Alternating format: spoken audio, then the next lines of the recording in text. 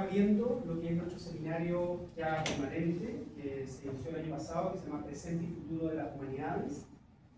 Es un seminario que ya ha rendido frutos importantes. El año pasado tuvimos sesiones realmente álgidas, muy interesantes, muy libres, en el sentido que tuvimos expositores de perfiles muy distintos, pero que nos une una preocupación, no sé si la palabra es correcta, por la situación de las humanidades, que no hay que ser ningún mago, ni hay que mirar tanto las noticias y el entorno para darse cuenta que están en una situación trágica, agónica, compleja, o para los que somos optimistas, en una situación paradigmática de cambio. Y ese cambio lo tenemos que conducir nosotros, no lo pueden conducir ni los políticos, ni tampoco las personas que se encuentran, por ejemplo, en la educación escolar, que están ahí con poco tiempo para preparar clases, que están en una batalla, por así decirlo, por sacar su semestre adelante, sino que quienes estamos especialmente llamados a pensar esto y a llevar a la acción, que somos los académicos, los universitarios que estamos, que de alguna forma se nos paga también por pensar, digamos, y por pensar sobre nuestras propias disciplinas, no sobre los temas de investigación, sino que por nuestra propia práctica disciplinaria. Y justamente hemos querido abrir el seminario de este año con un gran invitado, ¿no? que honra la calidad académica de esta actividad, que es el profesor Ignacio Chuecas, que además es una persona muy ocupada, con una agenda muy nutrida, muy nutrida, y por lo tanto fue complejo llegar a una fecha, pero él amablemente y con muy buena intención finalmente llegamos a esta fecha. Él es el profesor titular de la Escuela de Humanidades de la Universidad de Finisterre, es miembro del CIDOC, del Centro de Investigación. No voy a leer todo su currículum porque es muy amplio, pero es un profesor que tiene un doctorado en Historia de la Pontificia Universidad Gregoriana de Roma, de la Universidad Católica de Chile, ha sido investigador en la Universidad de Yale, se va prontamente también a Harvard a hacer investigación postdoctoral. El profesor Chueca ha investigado sobre una diversidad de temas, pero especialmente lo que tiene que ver con la historia de los judíos, ¿no es cierto?, los conversos, entre muchas otras investigaciones que ha hecho, y que ha podido desarrollar en distintos proyectos Fondesit, y que se plasman en una nutrida trayectoria de comunicación. Y hoy día justamente nos acompaña para abordar un tema que no se abordó el año pasado, sí se abordó en las discusiones, pero no en las presentaciones, que es la interdisciplina. Y que nosotros que estuvimos también conversando, se acordaron ustedes en lo que es reflexionar sobre los planes de estudio, hablamos mucho de esto, de la necesidad de generar espacios interdisciplinares, no solamente para la investigación, que probablemente es lo primero que se nos viene a la cabeza, sino que también en la formación de pregrado, o sea, que desde chicos los jóvenes que llegan a estudiar esta carrera puedan de alguna manera desarrollarse en espacios verdaderamente interdisciplinarios, no solamente en lo multidisciplinar, sino en lo interdisciplinar. Yo creo que antes que hable Ignacio, estamos mucho de acuerdo que es uno de los caminos que deben emprender las humanidades del siglo XXI. Entonces, yo te quisiera agradecer, Ignacio, por tu buena disposición, por tu amabilidad, sabiendo que estás a puertas de emprender un viaje académico importante. Y te cedo la palabra con el tema Humanidades e Interdisciplina, ¿no? Y con un bonito subtítulo que es Aire fresco en un edificio plurisecular. Muchas gracias, Ignacio. Gracias, José Manuel. Gracias por la invitación. Y la verdad es que me motiva mucho todo lo que tú has dicho, particularmente también el hecho de que nos juntemos como colegas a reflexionar y a discutir quizás sobre aspectos que nos comprometen tanto y que parecen estar muy vigentes y muy cuestionados. Y yo comparto plenamente lo que has dicho. Yo creo que efectivamente las humanidades están en una crisis sin precedente, y ese va a ser mi punto 2 de lo que yo les quiero compartir. Creo que yo mismo me coloqué un poco en una situación vulnerable, sobre todo por lo que va a ser el punto 1, que son los dichos del presidente de la República hace 2 días, que de alguna manera impactan fuertemente de lleno en lo que nosotros consideramos quizás que lo propio de nuestra vocación y la vocación de la universidad. Y también creo que me coloqué un poquito en un estado vulnerable cuando ocupé esa palabra del aire fresco, porque ahora yo me doy cuenta que más que aire fresco necesitamos casi una reingeniería profunda. Pero bueno, de eso se trata de lo que quizás entre todos podemos compartir. El contexto actual. Efectivamente, creo yo que ayer justamente yo tuve una reunión en la Vicerrectoría de Investigación de la universidad y estaba toda la gente muy choqueada, que en realidad era un choqueo un poco extemporáneo, digo yo, porque tampoco hay nada nuevo. Estos discursos los venimos escuchando con cada vez mayor intensidad en los últimos años, y en realidad también son discursos casi pluriseculares, como el edificio de la academia. Y la verdad es que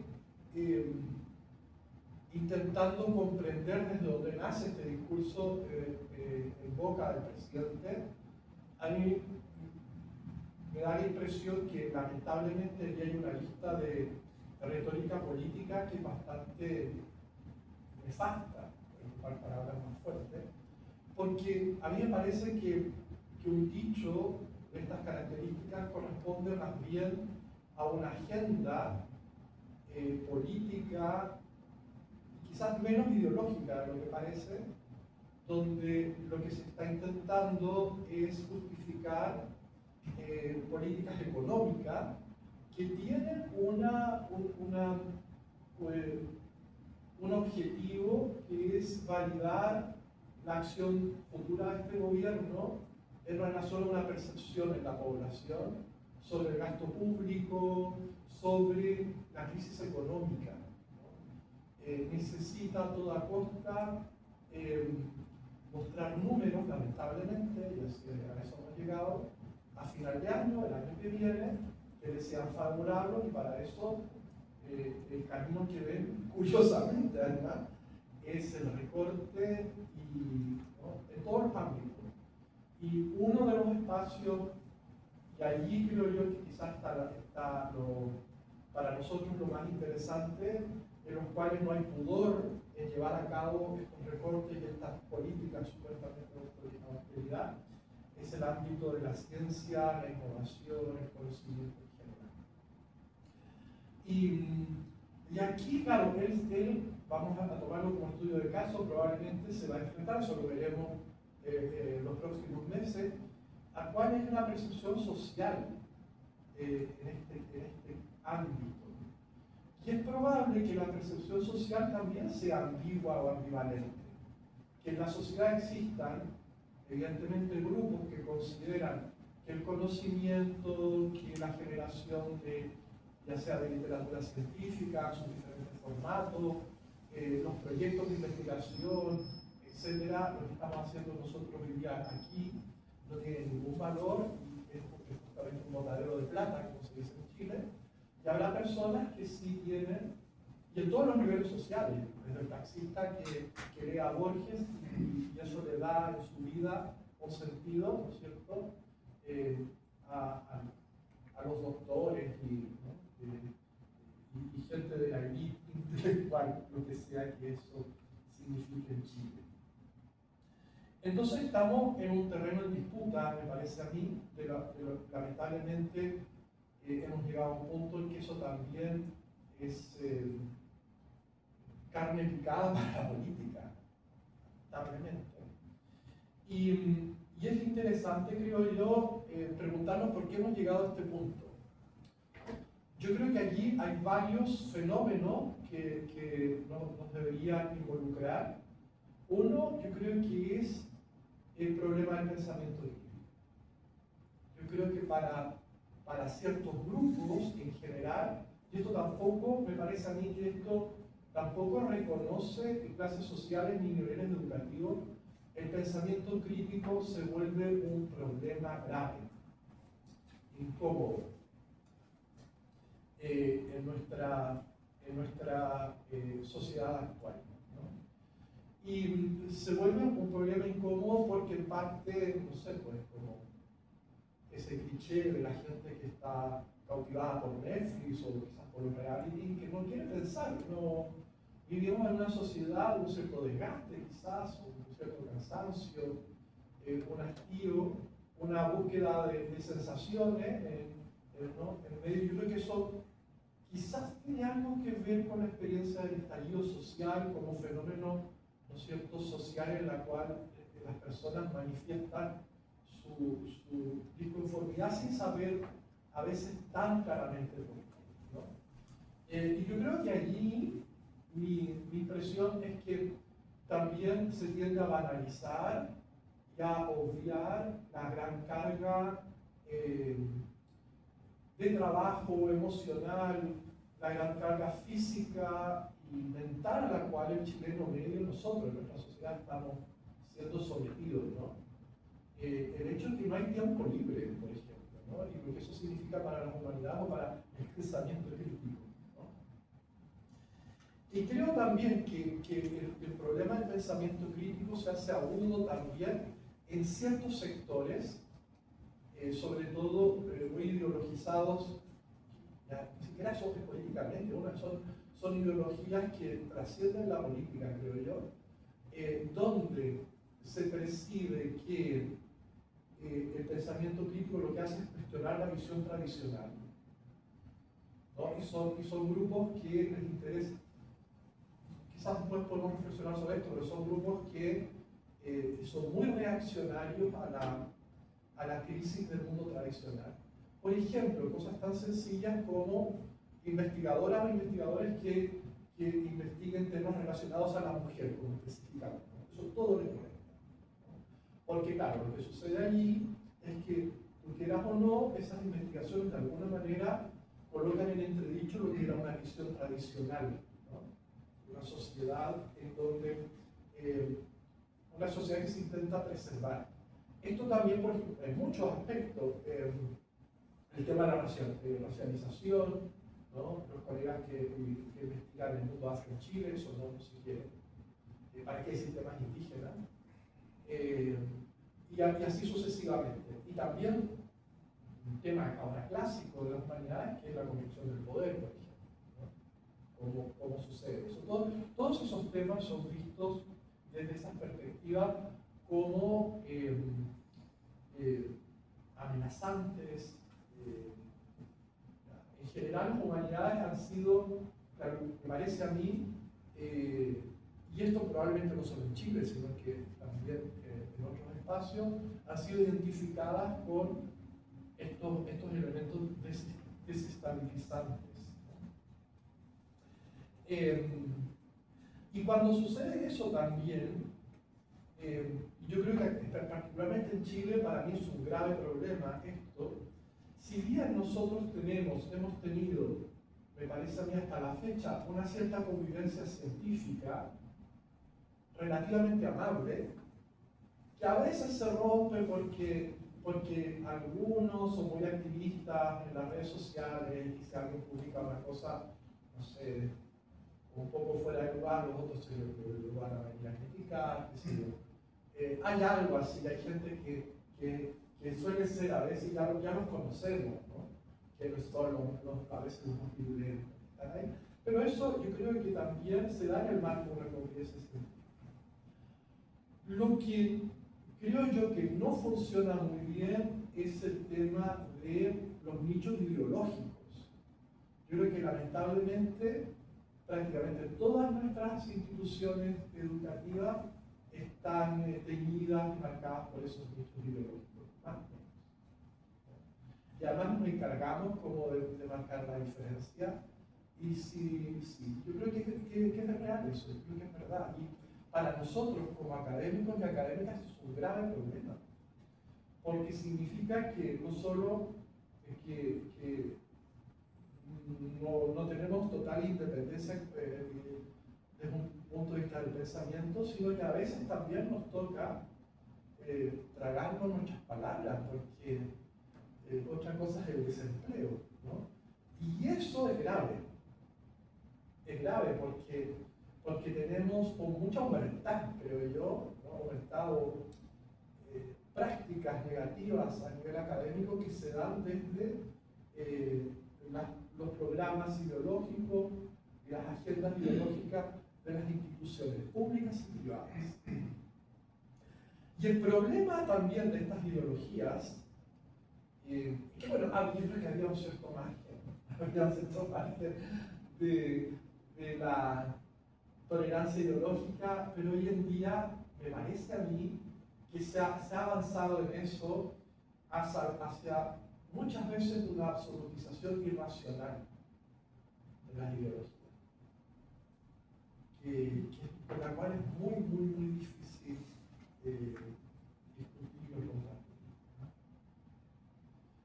Y eso por todos lados, ¿no? Por ejemplo, en mi caso yo, por cosas, mi interés, justamente ahora yo tengo un fondo de sí que está, yo me fui como judaizando cada vez más, porque se me incluso ese tema del judaísmo, yo tengo un doctorado en filología hebrea, entonces entro en ese mundo teniendo también para mí muy claro temas como la historia del Medio Oriente, la autonomía histórica del pueblo palestino, etc. Pero cuando tú te dedicas a temas del judaísmo, enseguida ya parece que eres sionista, ¿no? Es ideología, pero también eso sucede, ¿no? Estamos siempre, estamos en ese lugar de estar, por así decirlo, expuestos también a esa absolutización irracional de la ideología. Y luego me parece a mí, y sigo todavía con el contexto actual de nuestro presidente, yo creo que también algo que ha sucedido es que nosotros veníamos también de una cierta irracionalidad que era la sacralidad de la ciencia. Una experiencia en la cual todo lo científico, ¿no? En ese pueblo donde el alcalde, el curita y la maestra de la escuela eran el saber máximo, eso se rompió. Entonces lo que está haciendo el presidente de la República es de alguna manera embestir contra ese edificio sacro de la ciencia. Claro, el problema de esa sacralidad que era irracional en cierta medida, ¿no? Estaba dada casi por revelación divina, ¿no? Y quizás nosotros también ahí hemos sido quizás un poquito ingenuos, porque esas sacralizaciones, esas como magnificaciones generan ronchas, generan, ¿no? una serie de sentimientos también negativos, ¿no? Entonces es curioso porque creo que avanzamos en una sociedad que banaliza todo, que desacraliza todo y donde los mismos saberes, digamos, científicos, ¿no? Son opinables, son, ¿no? Y lo más curioso de esto es que a veces justamente de los nichos donde se cuestionan justamente esta banalización o se cuestiona el hecho de que hoy día no hay verdad, son los que justamente ellos están cuestionando las verdades, ¿no? Es muy raro. Es como, yo no sé si perverso, ridículo, ¿no? Pero es una situación muy confusa en la cual también es muy difícil, ¿no? Y tú puedes haber hecho, no sé, 2 programas doctorales, 3 programas doctorales, tener, no sé, en Alemania lo que se llama la habilitación, que es otro doctorado sobre el doctorado, etc. Y tu opinión vale callar.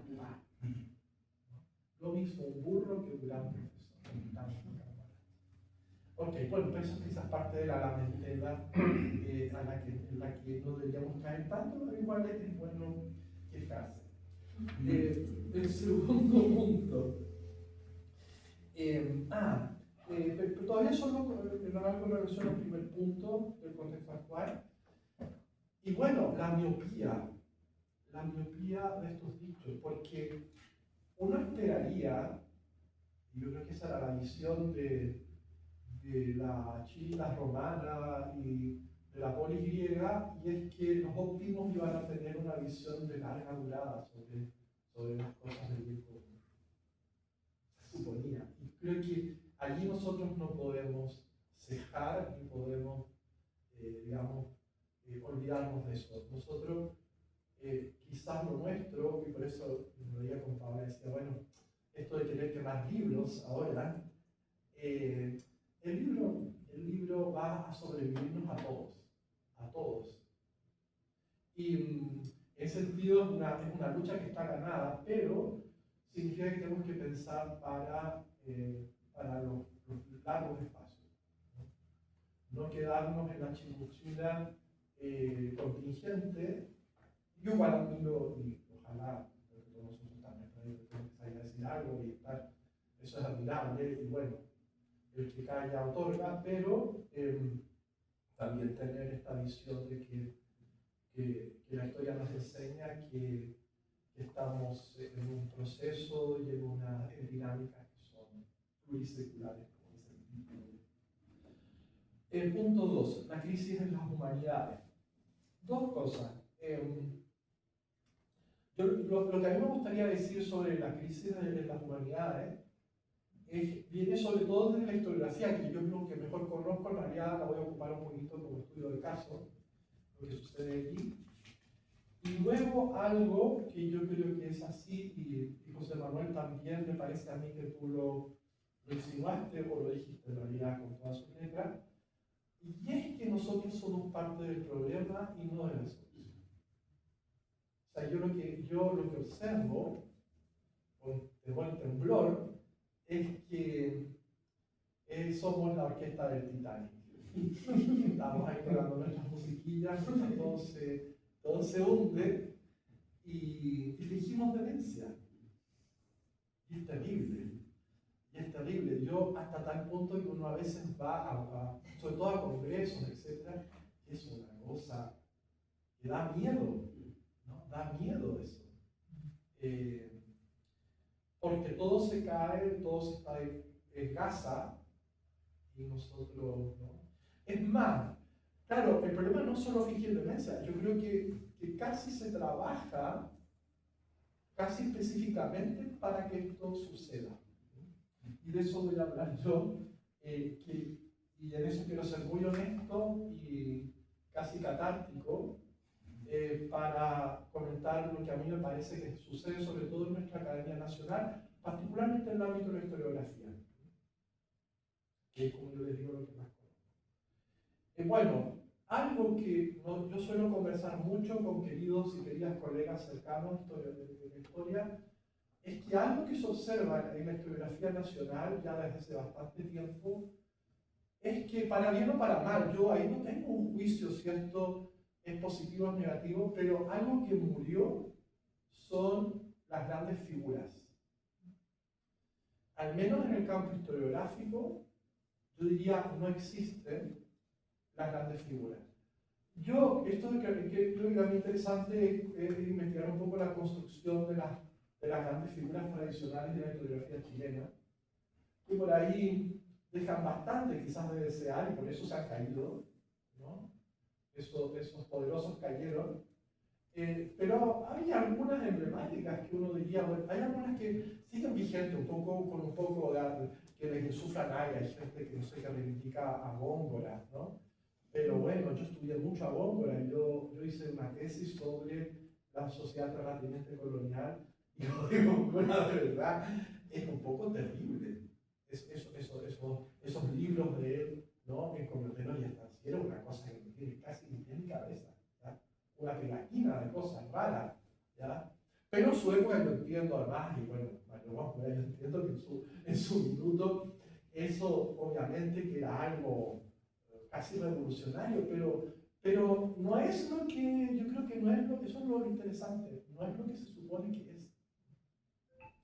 Y en ese sentido quizás esto hoy día es un poco más honesto, esta muerte de las vacas sagradas, a pesar de que probablemente hay varios que intentan mantener la economía de las vacas sagradas, que yo creo que también es muy nefasta, porque promociona, por ejemplo, redes de poder, redes de padrinazgo, se construye, ¿no es cierto?, de una manera muchas veces muy espuria.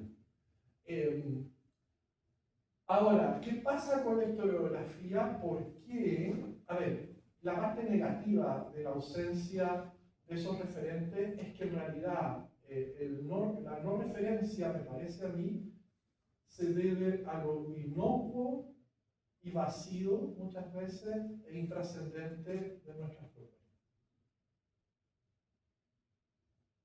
Ya, yo creo que también eso hay que decirlo y tiene que ver con esto de José Antonio Caz diciendo, bueno, ¿de qué sirve dar 300 millones? Bueno, un fondo regular deben ser, en historia, serán 30, son como 30 y tantos millones anuales, ¿no? 260 millones en 4 años, no, 160 millones en 4 años. ¿De qué sirve ese dinero para hacer cosas supermente inocuas, intrascendentes?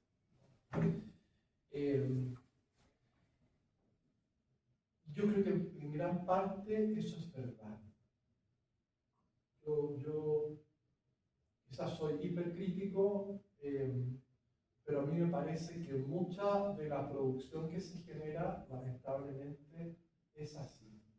Estoy hablando ahora particularmente de la historiografía en Chile. ¿Por qué sucede eso? Bueno, y ahí ya luego hablaré de la interdisciplina, pero mi impresión es que en el caso de la historiografía, nosotros lo que tenemos hoy por hoy es un know-how, una forma de hacer las cosas que es similar al sastre. Es la sastrería, el sastre tradicional que tiene unos patrones que los pega y va haciendo trajes, que son los artículos. Y esos artículos en realidad son simplemente aplicar un formato a temas. Un desastre. ¿Ah? Un desastre. Un desastre. Claro, porque al menos desastre, como diría el presidente, hace algo que es un oficio y viste a alguien. O sea, comida, vestido y salud, quizás, no sé cómo son ustedes. Pero nosotros no vestimos a nadie, supuestamente. Bueno, y por lo tanto es algo casi mecánico, es un patrón, es muy imitativo. De hecho, a mí me consta, más allá que también existe lamentablemente el plagio, el pseudoplagio, hay mucha gente que está tomando trabajos de gente del siglo XIX, de Barros Arana, de Vicuña Maquena, y los reescribe. Vaya a saber uno ahora con la inteligencia artificial cómo eso. Ellos, hasta ahora, lo que yo observo es que se reescriben, no sé, al menos con una cierta paráfrasis mental, pero ahora no sé, ya saben. Y allí yo creo que un problema que hay, esto tiene que ver con la formación, voy a hablar todavía de eso, con los vicios del sistema, pero el problema allí es que se ha institucionalizado una zona de confort, donde hacer lo mismo todo el tiempo y producir esto, de alguna manera te ayuda a sobrevivir. Y en ese sentido no hay una misión de larga durada, sino que es un encontrar un espacio en una universidad donde yo pueda estar hasta que me echen o me jubile. Ok. Y aquí están pasando varias cosas. Yo creo que quizás yo justamente me parece a mí que se han instaurado dos grandes problemas. Uno es la falta de innovación en el medio. O sea, pareciera ser que hacer lo mismo del siglo XIX, von Ranke, no sé quién sería ahí, bueno, en el caso nuestro, Barros Arana, Vicuña Maquena, hacer eso da rédito todavía. Yo creo que como una sobrevivencia también de esa visión tradicional, ¿no? Que es muy nacionalista, ¿verdad? ¿no? Quizás. Y luego, el gran problema de que cada vez más, me parece a mí, estamos habitando un sistema viciado, donde incluso basta hacer la performance de la investigación. Eso vuelve una performance, porque vamos a escuchar esas ponencias en los congresos acá, y son una perfo. Y tú dices, ¿qué investigación hay detrás de esto? Y tú sabes que no hay una investigación. Lo que es, digamos, investigación que tenga una larga durada, que tenga un trabajo de campo, de archivo, de discusión, ¿no? Son unas pegatinas de lugares comunes, ¿no? Hechas performance y varía, en realidad, todo varía de cuán elocuente seas tú o no lo seas, como para que esa performance tenga éxito. Los oficios del sistema, me parece a mí que las humanidades, obviamente, tienen algo que ver con el sistema de acreditación, el cual yo de alguna manera también defiendo. O sea, me parece, si estoy describiendo un panorama desolador, hay algunos seguros que esperamos en algo funcionen, pero claro, el tema aquí es que hay una capacidad también de cooptar, de acomodarte a estos sistemas de acreditación en sus diferentes aspectos. Para mí, los que más me parecen que nos competen son el tema de los proyectos de investigación y las publicaciones. Eso va muy unido, porque los proyectos de investigación y las publicaciones básicamente son las métricas para acreditar programas, para un programa doctoral, no sé. Y allí es donde suelen suceder, me parece a mí, se dan los vicios más comunes. ¿Cuál es la estrategia que yo observo en el medio? A ver, yo estoy exagerando y no quiero... O sea, es cierto que quizás venía a darle con un martillo todo esto, pero no es que estoy ni siquiera proponiendo mi infalibilidad ni nada. Pero a mí me parece que hay ciertas tendencias. Creo que uno de los problemas importantes en el campo de las humanidades, y el estudio de casos en la historiografía, es que desde hace años en Chile se canonizó el tema del nicho. El nicho historiográfico, el nicho temático, ¿no? Que tiene que ver en su gran mayoría con un localismo, ¿no? Que es ya yo soy el especialista en Chile en la historia de Copiapó durante el siglo XVIII. Entonces, hay un localismo que, claro, te blinda de alguna manera porque no te lleva a dialogar, digamos, más economicista, no te llega a competir a las ligas internacionales, porque obviamente a veces hay gente también en Estados Unidos, en Francia, que investiga Copiapó, pero muy poquísimo, muy poco, ¿no? Entonces te da un cierto, digamos, valor local. Y yo me acuerdo, les cuento una anécdota, ya hace varios años un colega invitó a Lusinski, ¿no es cierto? Este antropólogo, historiador francés, que hizo estos estudios. Primero investigó las culturas mestizas en México y luego temas de globalidad. Y él lo primero que dice, no sé si ustedes, alguno estuvo ahí, fue Lusinski da su charla en el Museo de Bellas Artes, ahí en ese aula que tiene Bellas Artes, y lo primero que dice, hacer historia local es fascista. Olvídense el escándalo de esa gente indignada. Ahora era muy simpático porque había un invitado, había una pleitesía primero, muy evidente, muy de la corte de Luis XIV, y cuando dice esto, yo veo que en esa ambiente hay una rabia ahí, y yo pensaba, lo dijo mal, es francés, pero tiene razón. Tenía razón en la crítica. Bueno, a él le interesaba hablar sobre las historias globales, y decíamos, ahora está hablando, dijo, a nadie le interesa Chile. Una verdad, digamos,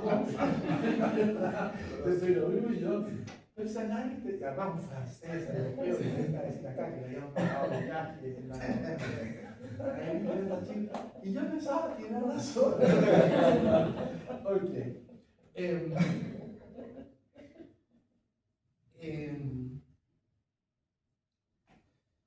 ¿Y qué sucede aquí? Aquí hay como un diálogo, casi un soliloquio. Hay un soliloquio en esa opción que es muy favorable, ¿no? En ese soliloquio. Y fíjense, por ejemplo, hablábamos del proyecto, si les toca ser evaluadores de proyectos, y a veces también, no sé si han hecho la experiencia de evaluar artículos, con los artículos te pasa, bueno, aquí no hay un comité editorial, ¿por qué me estás mandando a mí a evaluar este artículo? No hay un comité editorial que se dé cuenta que esto es la nada absoluta. ¿Por qué tienes tú que no tienes tiempo, qué sé yo, que hacer este trabajo? Y luego en los fondos, ¿sí? Cuando te toca evaluar fondos, ¿sí? ¿Qué el argumento, digamos, la hipótesis de trabajo, la hipótesis de investigación es nadie ha investigado esto antes? Ahí está el gran valor de esto, nadie lo ha investigado. Bueno, temas que nadie ha investigado, hay miles de millones de temas, ¿no? O sea, hemos caído en una cosa, ¿no? Es más, esos proyectos se adjudican. Y aquí vamos a entrar a otro tema delicado. Me tocó justamente el año pasado, me invitaron a la Universidad de Antofagasta a dar una charla y tuve un encuentro ahí con la gente de la facultad, muy parecido a este. Y ellos, claro, me pidieron que yo hablara sobre mi fundraising y el tema que salió fue justamente las políticas de adjudicación, cómo funciona eso. Y la verdad que allí hay, lamentablemente, me parece, hay muchos puntos ciegos y situaciones que digamos, no se sostienen, por decirlo menos. Ok. Este tema del nicho, este tema localista, a veces muy miope, yo creo también que está vinculado, bueno, a problemas en la formación de nuestros académicos y académicas. Yo tengo la percepción que, bueno, es también un poco de orgullo, pero es que la formación inicial, y no me refiero al jardín infantil, sino que todo, la enseñanza media y el pregrado, son fundamentales, y ahí nosotros guardiamos muchísimo. Por eso tenemos esa cosa un poco también perturbadora, que especialistas dicen un montón de desaguisados en su, ¿no? Nosotros que quizás sabemos un poquito más de historia de Europa, qué sé yo, tenemos que escuchar despropósito, y además es muy incómodo porque tú no vas a levantar la mano en un congreso, en un workshop para decir disculpa, no, no sé, no Juana la loca, no es lo que tú estás diciendo, y lo sabe todo el mundo, pero a veces tú no lo sabes, ¿ya? Porque, bueno, pero esa es la situación nuestra, un poco esta continua experiencia a veces del traje nuevo del emperador, y hay que guardar silencio porque, bueno, yo igual no he vuelto mala leche, gente, puede ver mucho pintado, pero, y eso que yo intento no ser muy polémico ni crítico en eso. Pero, y creo que un problema que hay allí también es todo el problema del lenguaje, en sus múltiples aristas. No solo del lenguaje escrito y hablado, muchas veces también uno escucha personas que dicen, bueno, ¿cómo hizo un doctorado con una, digamos, una confusión gramatical, sintáctica importante? Ok, vaya y pase, y con una pobreza de vocabulario muy significativa, sino que además creo que nosotros adolecemos en general en nuestro medio de una falta de conocimiento de las lenguas modernas. O sea, no es una historiografía. Yo creo que son contados con el dedo de la mano los historiadores y historiadoras que hablan fluidamente inglés. O sea, todo el mundo alega que lee, pero el inglés debería ser como, ¿no?, el punto de inicio. Y luego tenemos gente que puede hacer historia de Alemania, historia de Italia, que no habla ni alemán, ni italiano, ni chapurrea. ¿Y para qué decir ruso?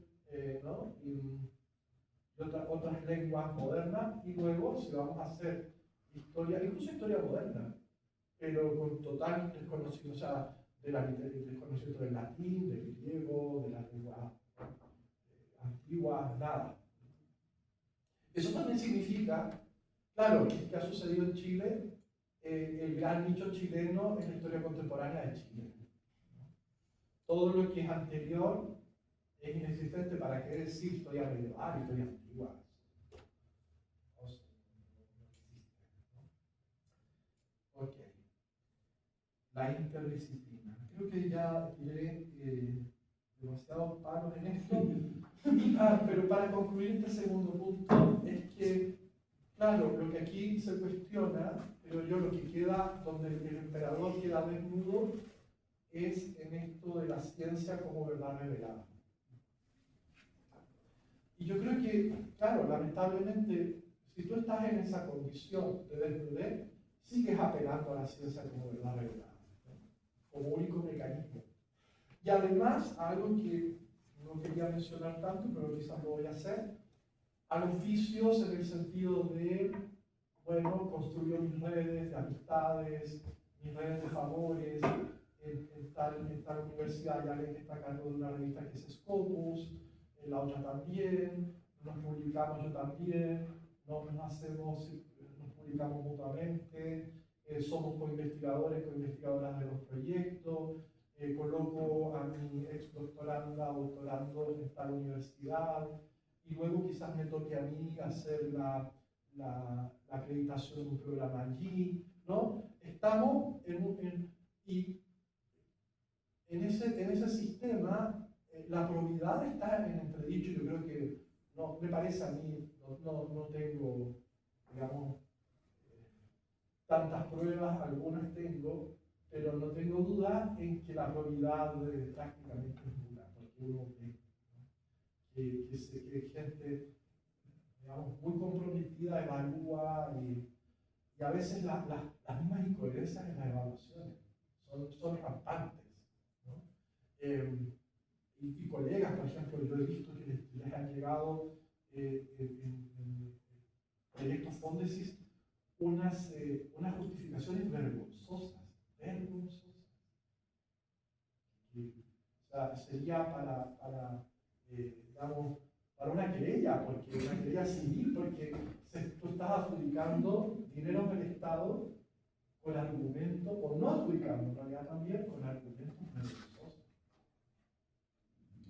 Ok, ya. La interdisciplina.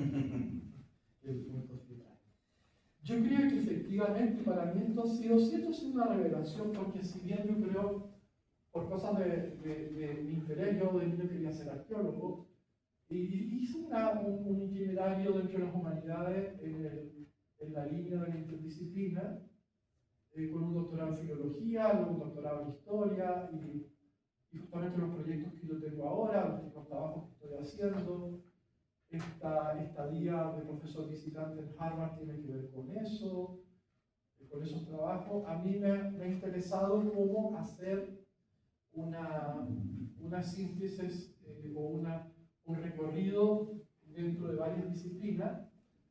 Bueno, creo yo que la interdisciplina es hija de la complejidad de la realidad. Y en cierta medida las categorías disciplinarias son y serán una entelequia. O sea, nosotros de alguna manera en la academia se llevó, y en la universidad tradicional se llevó como a ciertos consensos, pero son entelequias, ¿no? ¿Por qué la música termina allí ¿no? Y luego comienza la aritmética? ¿Y por qué la aritmética termina allí y comienza la geometría? ¿Por qué esos departamentos estancos, ¿no? Bueno, por convenciones, ¿no? También desarrollos históricos que explican esas convenciones, pero lo que nosotros, yo creo que lo que está volviendo, de hecho es probable, la universidad medieval era mucho más interdisciplinaria que la nuestra, porque en las artes liberales estaban las matemáticas, estaba el lenguaje, estaba la música, estaba la astronomía, ¿no? Y eran artes, ¿no? Las bachilleres eran artes. Bueno, yo creo que hay un retorno, me parece a mí, ojalá, a asumir la complejidad de la existencia, la complejidad de la realidad y la complejidad de los desafíos. y preguntas complejas necesitan de miradas interdisciplinarias. Creo que ese es como el génesis, Bereshit bara Elohim, en el principio Dios creó la palabra, el inicio de la interdisciplina. Es la complejidad de la realidad.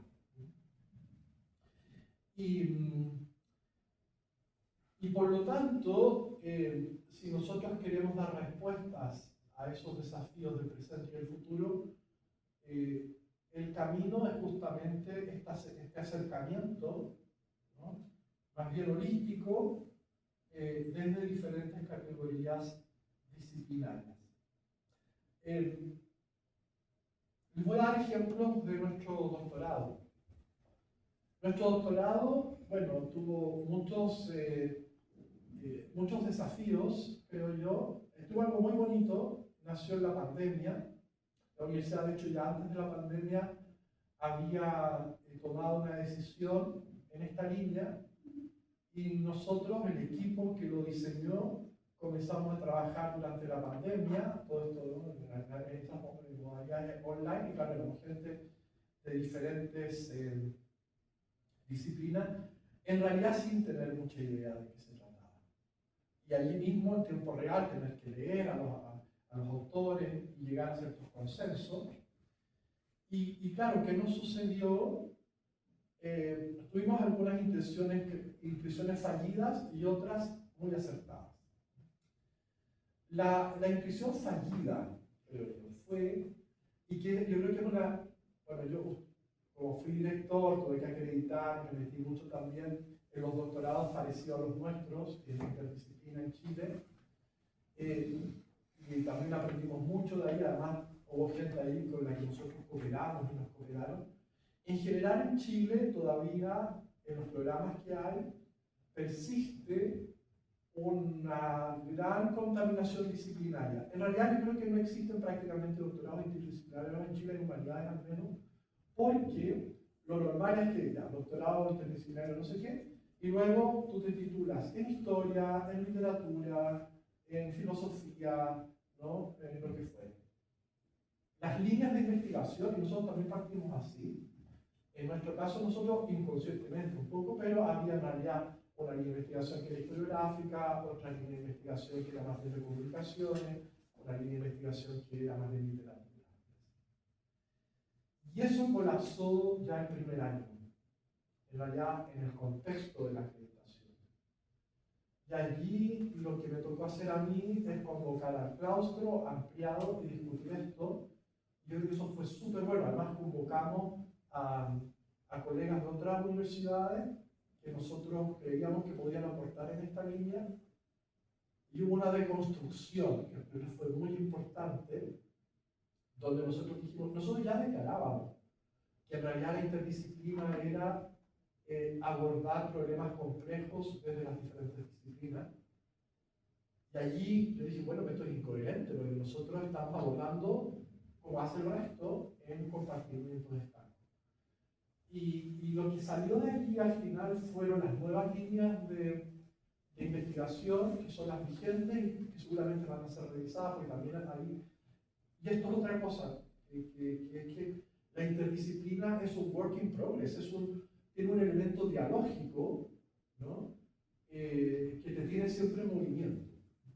También, si no me he alargado mucho, podemos comentar al respecto. Pero acá lo que hicimos fue, votamos las líneas de investigación y llegamos a nuevas tecnologías, prácticas culturales e identidades. Yo dije, sí, esto está más cerca. Probablemente, no sé si van a ser, hay una que nosotros la tenemos como muy validada y que está como muy activa, que es tecnologías. Las otras, bueno, ahora son un poco más inaferrables, pero bueno, o sea, dijimos, tenemos que llegar a grandes consensos que puedan ser, y problemas, preguntas, que puedan ser abordadas desde las diferentes disciplinas. Y hay bueno, también ahí tenemos nosotros un ámbito que se ha proyectado mucho. Yo creo que para la próxima acreditación quizás va a ser materia de discusión si eso no debería ser más explícitamente una línea de investigación y es todo el tema de las humanidades ambientales, todo el tema ecológico, ¿no? Que tenemos gente súper buena y que hace cosas súper, tenemos alumnos y alumnas que hacen cosas interesantes en este. Bueno, eso fue como, hay un aprendizaje importante de llegar a esos, digamos, a esos principios. Y por ejemplo, ya, tecnología, tenemos por ejemplo alumnos que están trabajando, tienen tesis sobre inteligencia artificial, realidad virtual, que justamente yo lo estoy dando un curso, ya un curso que va hace rato, y él presentó la cosa y yo me asusté las cosas sobre la realidad virtual. Era muy escalofriante. Y decía, wow, no, estoy lejos de eso. Bueno, algún acierto fue la docencia colegiada. Nosotros en el programa tenemos todo es colegiado. Los cursos, todos los cursos, tenemos los cursos de metodología, los talleres y las lecturas críticas, incluso las pasantías, todo lo que tienen que hacer los alumnos, los estudiantes, es a partir de docencia colegiada. Y la docencia colegiada nuestra, que también ha sido una lucha, y ahí también hay un aprendizaje y a veces también un decir, bueno, hay personas que no, lamentablemente no tienen ideas para estudiar. La docencia colegiada, que existe a veces también en nuestros programas, la nuestra es una docencia donde efectivamente, bueno, tienen que ser académicos o académicas de diferentes disciplinas que dan el curso, pero ellos tienen que estar presentes y involucrados en todo el proceso del curso. O sea, hay algo muy dialógico, muy del curso lo hacen los dos, las dos, los que están a cargo del curso. No esto de que viene uno, habla de literatura, luego pasa el otro, habla de historia. Y eso ha sido también un aprendizaje y creo que ha sido de las cosas más ricas y más motivadoras que nos ha tocado experimentar, porque uno allí nace mucha investigación, muchas perspectivas nuevas, ¿no? A mí me toca dar, por ejemplo, el curso y yo les comentaba con una colega que es doctora en artes mediales. Y de hecho, bueno, estamos ahora trabajando, queremos escribir un artículo sobre Rembrandt, qué sé yo, y como que nacen cosas y que yo mismo habría dicho jamás iba a hacer algo así. También estamos investigando juntos a Rembrandt. Queremos publicar este artículo sobre él. ¿Cuál es la premisa, o no quizás también el punto de la meta de la interdisciplina? Y yo creo que en esto la interdisciplina responde al punto, a la crisis de la humanidad y al contexto actual. A mí me parece que el ideal es que la interdisciplina fomenta el pensamiento independiente. Y yo creo que esto no es menor, porque la interdisciplina no se detiene en ese no lugar de estar continuamente en marcha, cuestionando, revisando, ¿no? Hay algo allí, ¿no? De fomentar una forma de pensamiento libre. Y esto no es fácil, y yo creo que los vicios del punto 2 de la crisis de la humanidad, en el caso chileno, de la historiografía, tienen que ver lamentablemente con una educación en general muy castrante, muy disciplinadora, donde hemos sido educados con miedo, donde hay mucho miedo a equivocarse, a estar mal, y por lo tanto hay miedo a innovar, hay mucha inseguridad en el medio. Es cierto que, claro, es verdad, yo les decía, tenemos esta falencia importante en la formación secundaria y en el pregrado, que no se incluso no se logra revertir y decir tú vas a estudiar a Harvard o vas a hacer un doctorado en las instituciones prestigiosas, ¿no? Porque persiste siempre esa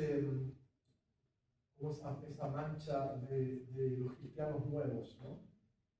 Y eso genera inseguridad, genera miedo, no nos arriesgamos, no salimos de la zona de confort, ¿no? Entonces creo que la interdisciplina debería o nos ayuda a fomentar, por una parte, el pensamiento independiente y por otro, el perderle el pavor a innovar.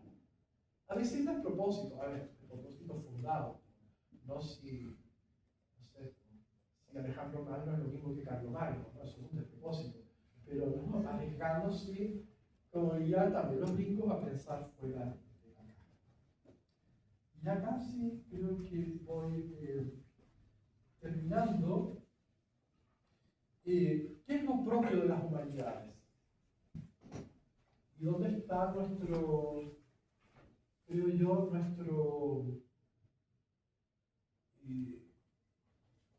capital? ¿No? Es que las humanidades son el área del conocimiento que se preocupa de conocer al hombre. Y esto creo yo que no va a perder su vigencia, quizás la va a potenciar en la sociedad actual, ¿no? Los saberes sobre el conocimiento del hombre. Pero en la situación actual, estos saberes sobre el hombre precisan de una deconstrucción de las preguntas fundamentales, ¿no?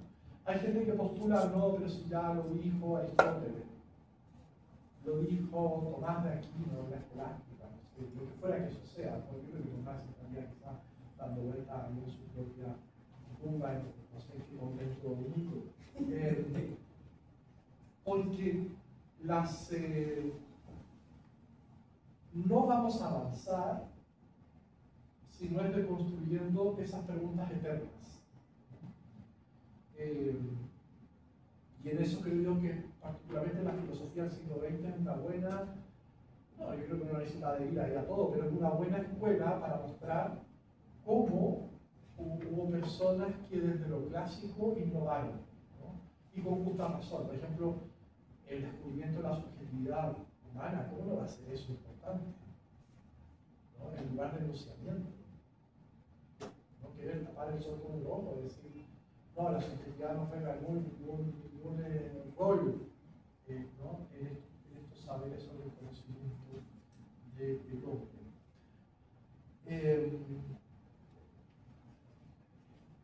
Creo que estoy terminando, quizás voy a redundar brevemente en, si tomamos como ejemplo la historiografía, a mí me parece que en la historiografía lo que resulta relevante no es si en el pasado, no sé, un esclavo costaba 450 pesos de a 8 reales, o 350 y cualquier costaba 350 a uno y el otro costaba 500 pesos de 8 reales, sino que el nicho de la historiografía está justamente en esos saberes sobre la experiencia humana. Eso es lo nuestro, la experiencia del hombre, porque si nosotros nos preguntamos sobre el conocimiento que las humanidades acumulan o desarrollan o ponen en cuestionamiento sobre la condición del hombre, eso tiene que ver con una experiencia. Nosotros conocemos porque experimentamos, porque vivimos algo, ¿no? Y en eso los orígenes, la tradición, luego la cultura, todo eso juega un papel. Todo eso es parte de una gran arca que es la experiencia humana. Y en ese sentido yo creo que, vuelvo quizás al inicio, nosotros, si es que estamos en una cruzada, ¿no?, quijotesca, de alguna manera la tenemos ganada, ¿ya? Yo estoy seguro que el tiempo nos va a dar la razón, ¿ya? Pero claro, estamos ahora en la condición, en la travesía, en el cruce atlántico, en el cual tenemos que aportar lo nuestro. Y las sociedades, yo creo que en eso vivimos en sociedades que precisan de nuestra palabra, y a pesar de que nos den a veces por un palo, también nuestra palabra sigue teniendo peso. La gente, hay una, en alemán se dice Hilflosigkeit, hay un desvalimiento allí, y van a recurrir a nosotros. La pregunta iba a ser si nosotros podemos dar pistas o no tenemos soluciones, pero quizás podemos dar pistas. Nuestros libros pueden ser parte de un mosaico de respuestas, a pesar de lo que opinen los niños. Gracias.